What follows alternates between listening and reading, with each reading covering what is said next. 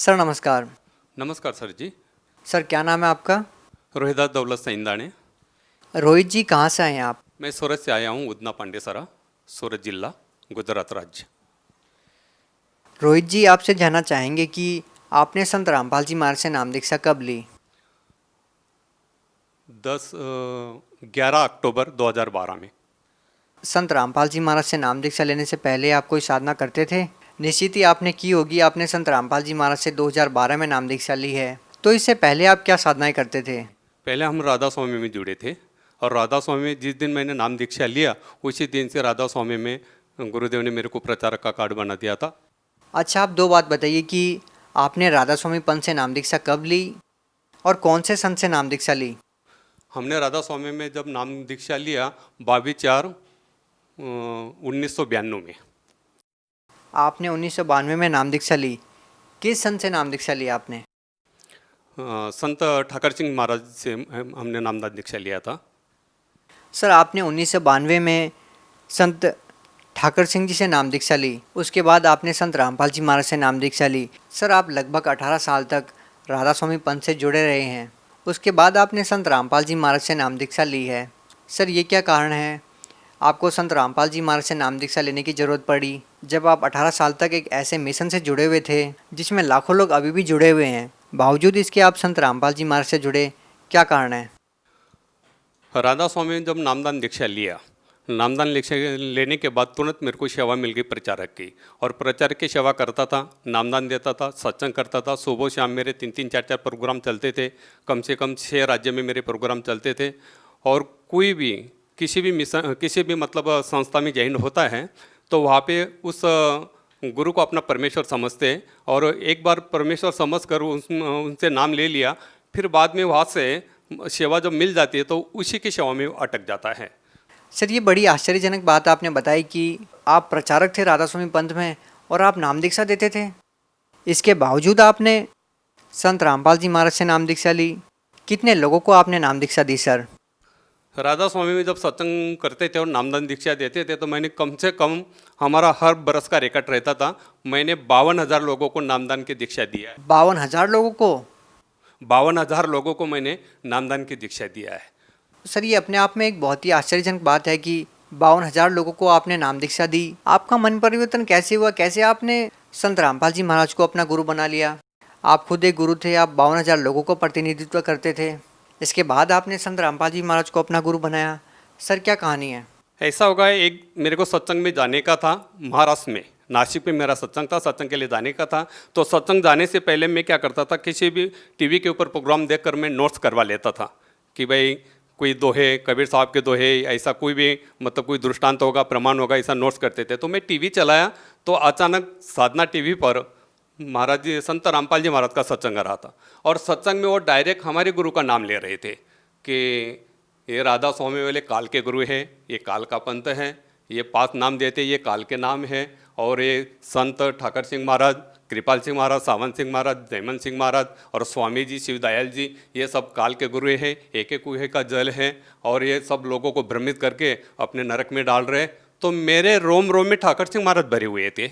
मेरे को वो शब्द, मेरे गुरुदेव का शब्द सुनने से मेरे को एकदम, मैं खड़ा हो गया, मेरे शरीर के अंदर एकदम झनकार होने लग गया। मैं सुबह शाम सत्संग करता हूँ, नामदान देता हूँ, रात को मैं कम से कम 3-3 बजे तक नामदान दिया है। इतने लोगों को इस पंथ के अंदर हमने जोड़ा है, राधा स्वामी के अंदर। और ये महाराज जी ऐसे बोल रहे हैं कि ये तो काल का पंथ और काल का नाम दे रहे हैं। तो मैंने तुरंत सत्संग समाप्त होने के बाद में तुरंत हमने फ़ोन किया, नीचे फ़ोन दिया हुआ था सत्संग के नीचे, मतलब वो पट्टी आ रहे थे, तो मैंने वो नंबर नोट्स करवा लिया और मैंने तुरंत फ़ोन किया तो वहाँ पे एक सेवेदार था, बरवाला में, मैंने देखा भी नहीं था और सुना भी नहीं था। बरवाला में, वो इधर में तो अम्बाला में सत्संग करने जाता था, पानीपत, अम्बाला, चंडीगढ़, दिल्ली में जाता था सत्संग करने के लिए, मगर मैं बरवाला साइड में गया नहीं था। तो मैंने फ़ोन लगाया, फ़ोन लगाने के बाद में तुरंत एक सेवेदार ने वहाँ से फ़ोन उठाया। फ़ोन उठाने के बाद में मैंने तुरंत बोला कि भाई मेरे को महाराज जी से बात करना है। तो बोले आप कहाँ से बोल रहे हैं? मैं बोला सूरत से बोल रहा हूँ, मैं राधा स्वामी का प्रचारक हूँ। तो बोले कि आप 10 मिनट के बाद में फ़ोन करो तो ये फ़ोन महाराज जी के पास चला जाएगा। तो मैंने 10 मिनट के बाद में जब फ़ोन किया तो फ़ोन महाराज जी के पास चला गया था। हमने बोला, अब हमने उनको आम इंसान समझकर मैंने डायरेक्ट फ़ोन पर फायरिंग करना चालू करवा दिया। मैं बोला आपको किसने अधिकार दिया है कि आप बोल रहे कि ये काल के गुरु हैं? बोले आप कौन है? मैं बोला मैं गुजरात से बोल रहा हूँ, सूरत से बोल रहा हूँ, राधा स्वामी का प्रचारक हैं, और आप बोल रहे कि ये राधा स्वामी वाले संत ठाकर सिंह महाराज मेरे गुरु हैं, और आप बोले कि काल के गुरु है, तो आपको किसने अधिकार दिया ऐसा बोलने का? बोले आप ऐसा करो, फ़ोन पर मैं ज़्यादा बात नहीं कर सकता हूँ, जो भी गाड़ी मिलेगी उस गाड़ी में बैठ जाओ, आपके लिए मैं 1 घंटा देने के लिए तैयार हूँ, रूबरू मिलने के लिए तैयार हूँ, ज्ञान चर्चा करने के लिए तैयार हूँ। तो मेरे को रात भर नींद आया ही नहीं। मैंने सुबह उठा और अपने फैमिली को बोला कि मेरे को जाना है। बोले आपकी तो आदत है, हर गुरु के साथ आप भिड़ जाते, क्योंकि मैंने जय गुरुदेव से भी बात किया है, आसाराम बापू से बात किया है, सुधांशु महाराज से भी बात किया है, और हमने निरंकारी पंथी वाले से भी बात किया है, मोरारजी बापू से भी बात किया है आध्यात्मिक बाबत में। क्योंकि मैं जब राधा स्वामी में था तो मैं यही समझता था कि ये 5 नाम ही मुक्ति के है, और इसके अलावा कोई मुक्ति का नाम नहीं, मोक्ष का नाम नहीं, और सबसे श्रेष्ठ पंथ ही राधा स्वामी है। ऐसे पुस्तक और गुरु के नाम से जितने भी सत्संग हमने सुने थे, उससे हमको मतलब मेरे दिल के अंदर यही फिट हो गया था कि इसके बिना दूसरा मुक्ति का नाम नहीं है।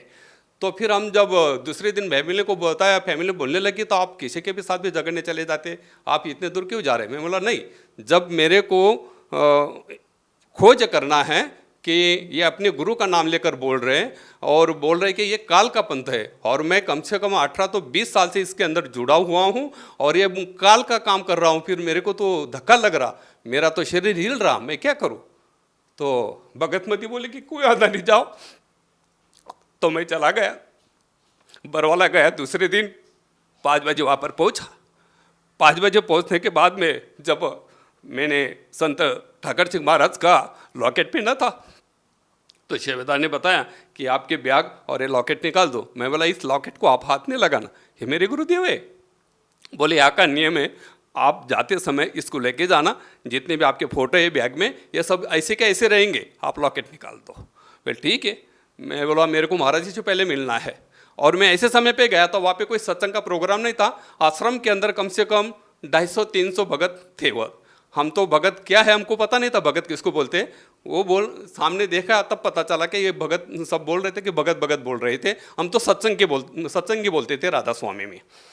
तो भगत बोले हमको कि बोले आप इतनी दूर से आए, ज़रा फ्रेश हो जाओ और भंडारा लो। मैं बोला नहीं, मैं जिस काम के लिए आया हूँ, क्योंकि हमारा जो पोशाक था मतलब यूनिफॉर्म था सत्संग का, बड़ी बड़ी दाढ़ी, फेटा और ऐसा कपनी पायजामा, पंजाबी ड्रेस, हमारे गुरु पंजाबी थे, इसके लिए वो हमारा प्रचारक लोगों का वही मतलब गणवेश था। वही हिसाब से मैं गया था, वैसे ही गया था। तो फेटा बेटा बांधा था, बड़ी बड़ी दाढ़ी थी। मैं बोला मैं जिस काम के लिए आया हूँ, पहले मेरे को महाराज जी से मिलना है, बाकी सबका छोड़ दो। तो बोले नहीं, आपको पहले भंडारा लेना पड़ेगा, फिर महाराज जी से आपकी मुलाकात होगी। तो मैं फ्रेश हुआ, भंडारा लिया, तो तुरंत उधर लाइन में लगे थे, 200-250 भगत लोग लगे थे।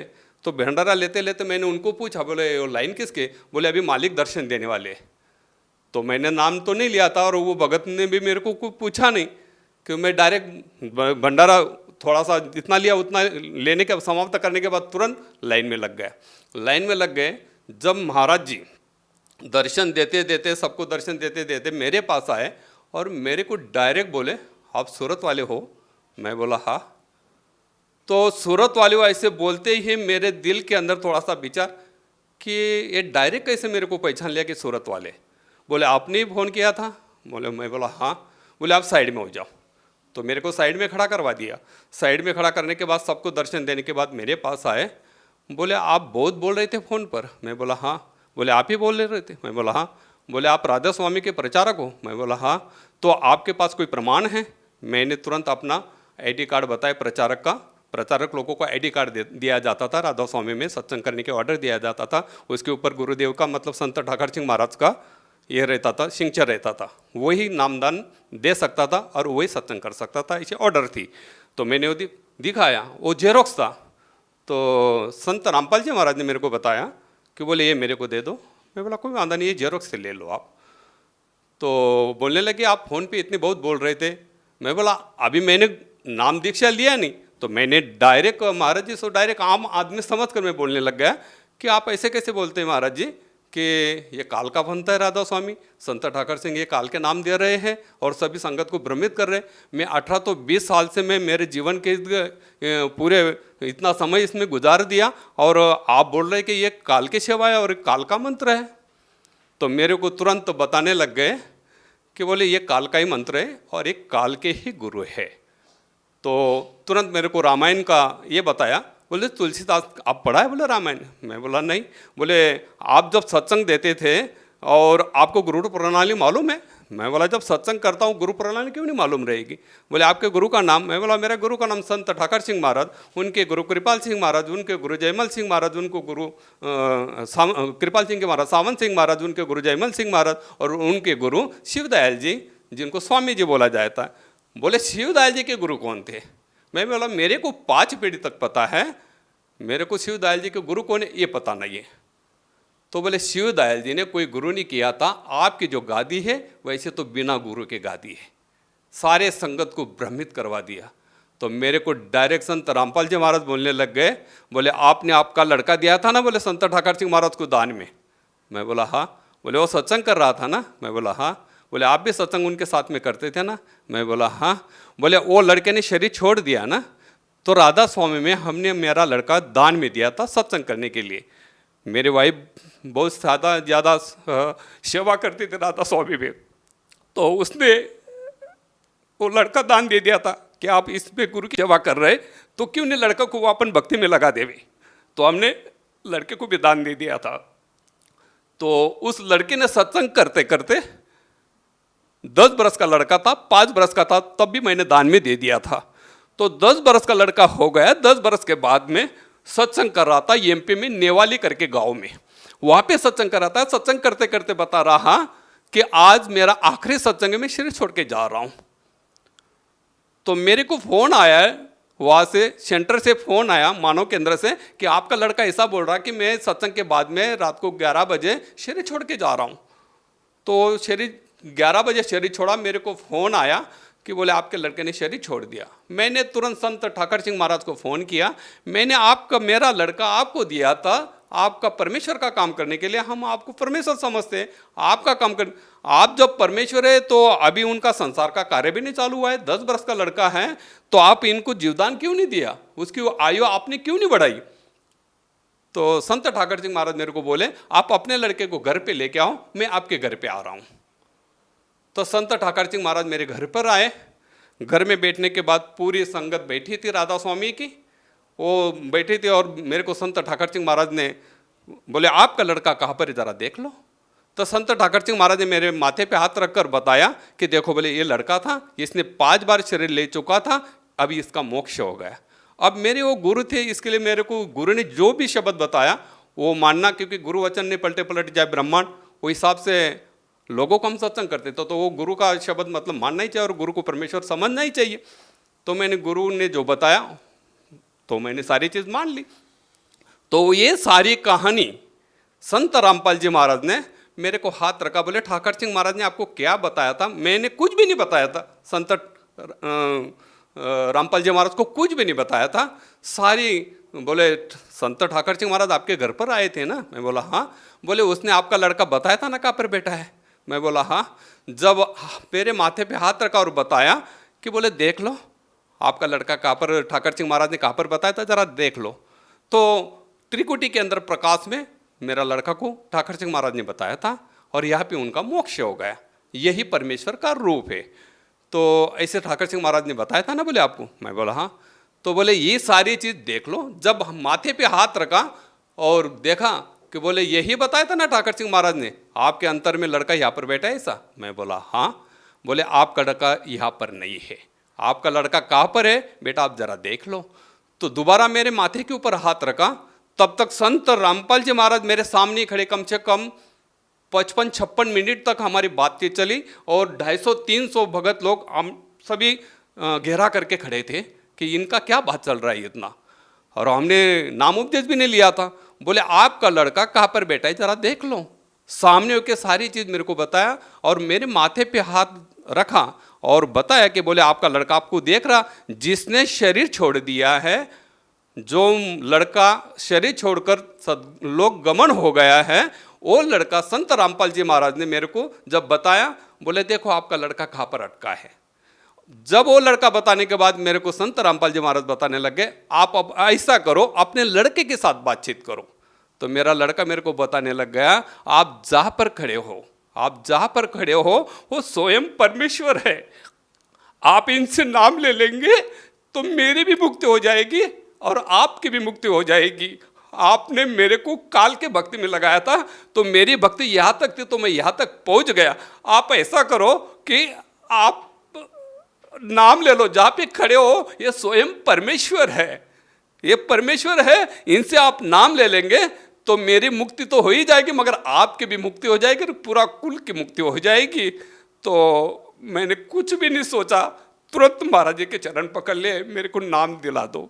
तो महाराज जी मेरे को बताने लगे, संत रामपाल जी महाराज मेरे को बताने लग गए, ये तो टीवी पर देखना और आपको यहाँ पर बुलाना, ये तो परमेश्वर ने नीला किया था, आपको तो नाम लेना ही कहा था, परमेश्वर ने नीला किया था।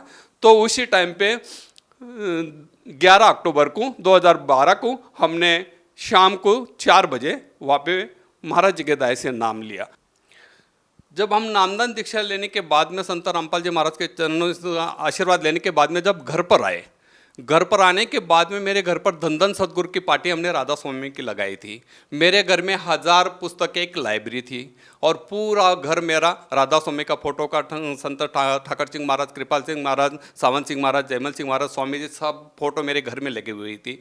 आए घर पे आते घर में मैं जब पाँव रखा और पानी पीने के बाद में तुरंत सब फोटो निकाला, सब फोटो निकाला। फोटो निकालने के बाद में सब लाइब्रेरी और जितने भी पुस्तक से मैंने ऐसा एक बोरी में बांध दिया और भगतमती मतलब मेरी वाइफ मेरे को बोलने लग गई कि आप ये क्या कर रहे हैं। मैं बोला आज के बाद हमारे गुरु जो है संत रामपाल जी महाराज है।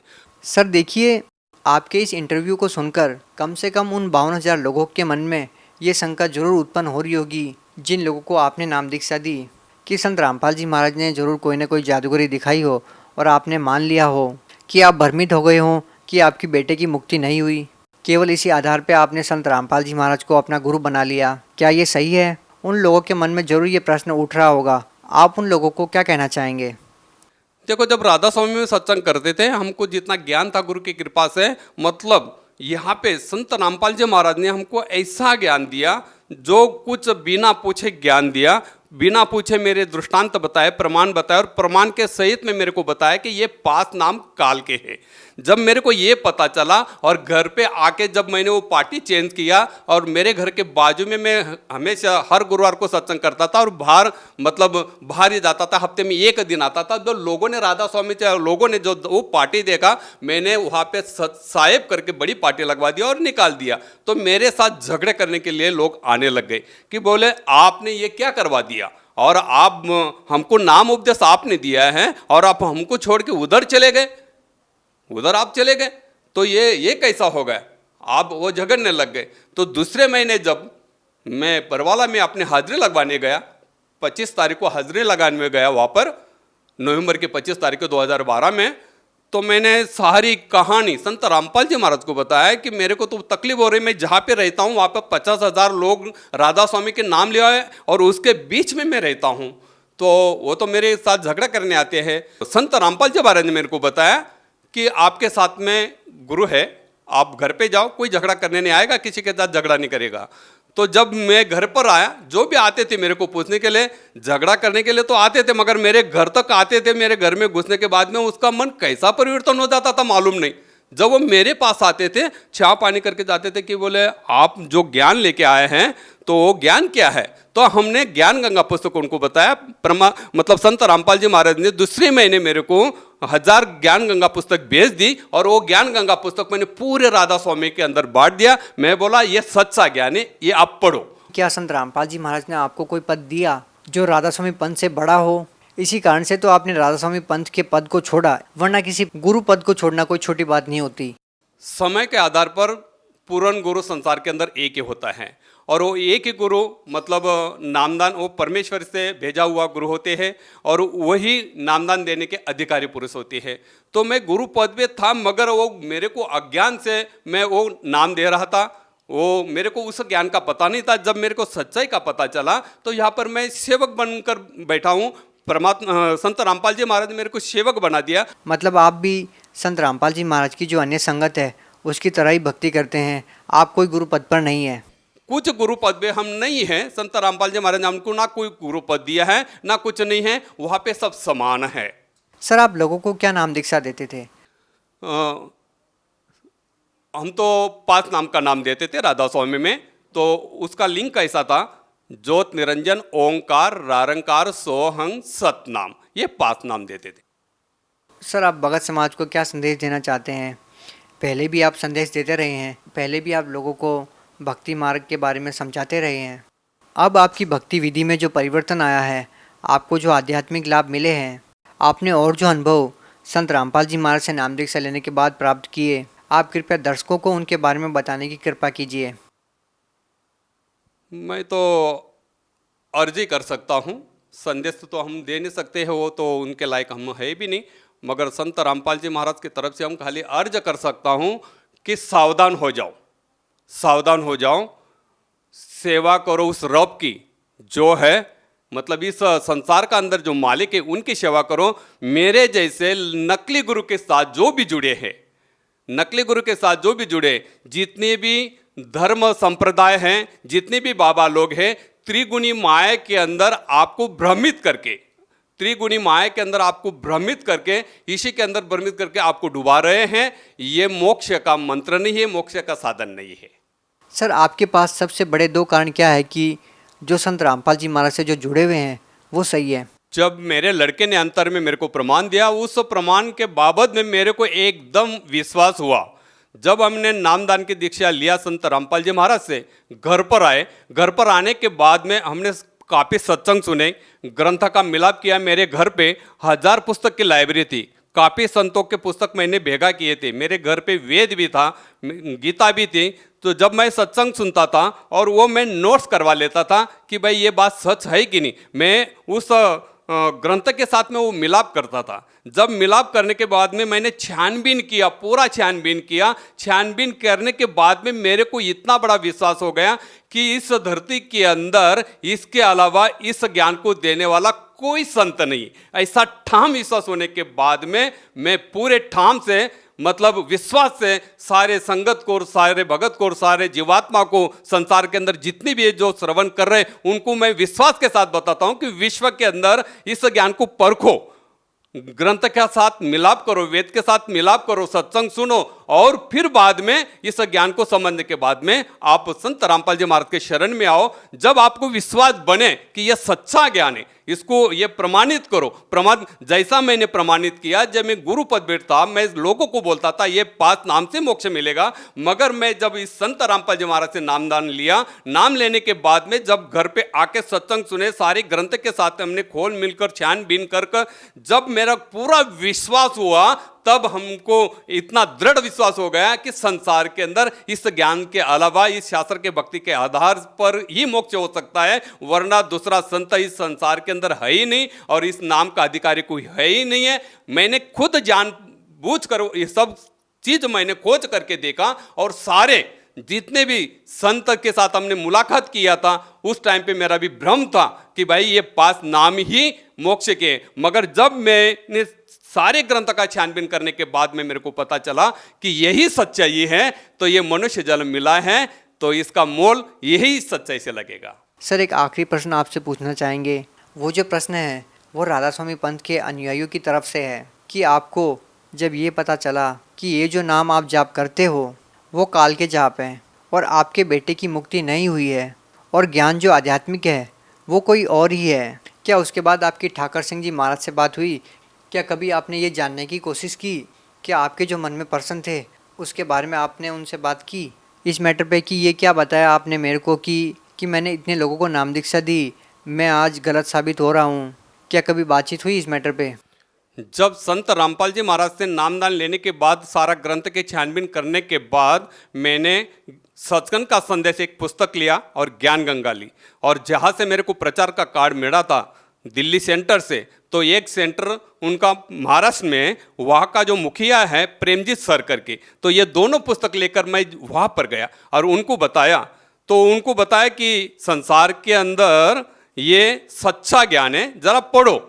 और मैंने जब आपके साथ में, क्योंकि वो प्रचारक का हेड था, उनके साथ में हम सत्संग करते थे, बैठते थे, उठते थे, हमारा अच्छा गुरु भाई जैसा रिश्ता था। जब हमने उनको बताया कि ये मैंने ये असत्य त्याग दिया है और सत्य का मार्ग पकड़कर संत रामपाल जी महाराज से नामदान दीक्षा लिया है और यह सच्चा ज्ञान है, मैंने प्रमाणित किया है छानबीन कर, सब वेदों के शास्त्र के आधार से ये छानबीन कर मैंने देखा है, जरा आप भी देख लो। उसी समय पे वो सामने होकर परमजीत सर मेरे को बोलता है, जो प्रचारक का हेड है वो मेरे को बोलता है, इस संसार के अंदर कबीर साहब ही परमेश्वर है, इसका अलावा कोई परमेश्वर नहीं है।